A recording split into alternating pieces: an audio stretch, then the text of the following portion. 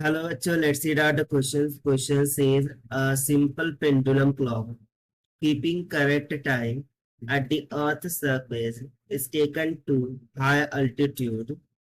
So options are it will keep correct time, its length should be increased to keep the correct time, its length should be decreased to keep the correct time, it must should be decreased to keep the correct time.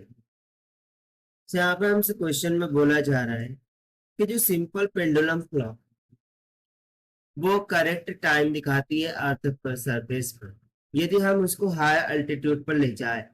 So out of this given four कौन सा option correct होगा? तो चलिए देखते हैं हम solution से। But before of its let's talk about the key concept which we are going to use here for this question.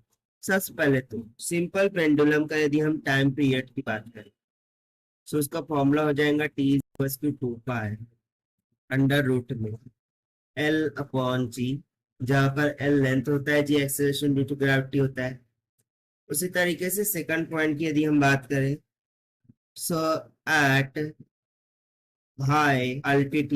at high altitude the value of acceleration gravity is decreases। ठीक है, it is the fact कि high altitude पर जो value of जी है वो decrease करता है।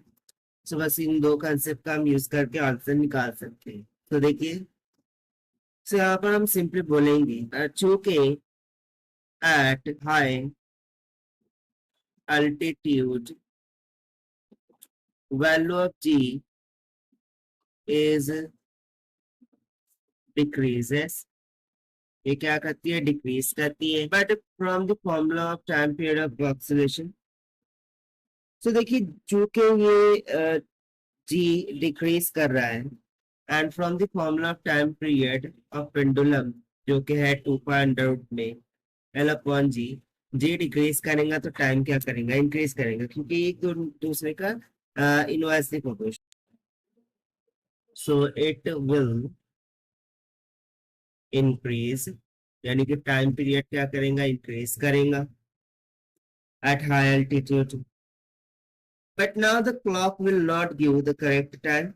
So to keep the correct time t must be constant. So we would say for correct time दिखाने के लिए जो टाइम पीरियड है पेंडुलम का वो क्या होना चाहिए? कांस्टेंट होना चाहिए। अब टाइम को कांस्टेंट करने के लिए अब देखिए जी तो हाई अल्टीट्यूड पर डिक्रीज होगा ही होगा, that we can not be proportional. ठीक है, उसको हम यहाँ पर करेक्ट नहीं कर सकते। सो जी के अबो में क्या है? एल है। ठीक है, सो टी को कांस्टेंट बनाना है, that means to say T जिसका प्रोपोर्शनल है that is L by g, इसको कांस्टेंट करना है, यानी कि L by g should not be change. बच्चों के यहाँ पर जी डिक्रीज हो रहा है at high altitudes, so जो लेंथ है that should also be proportionally decreased, इसको भी proportionally decrease होना होगा so that कि जो टाइम है वो क्या हो जाए? कांस्टेंट, क्योंकि दोनों ही एक ही क्वांटिटी से डिक्रीज करेंगे सो वो एक दूसरे के कांस्टेंट रह जाएंगे। ठीक है, और यदि एल बाय जी ये रेशियो हमें कांस्टेंट मिल गया तो टाइम भी हमें फिर कैसा मिल जाएगा? कांस्टेंट मिल जाएगा। And then at high altitude जो क्लॉक है वो करेक्ट टाइम को दिखा सकते हैं। So we would say that its length should be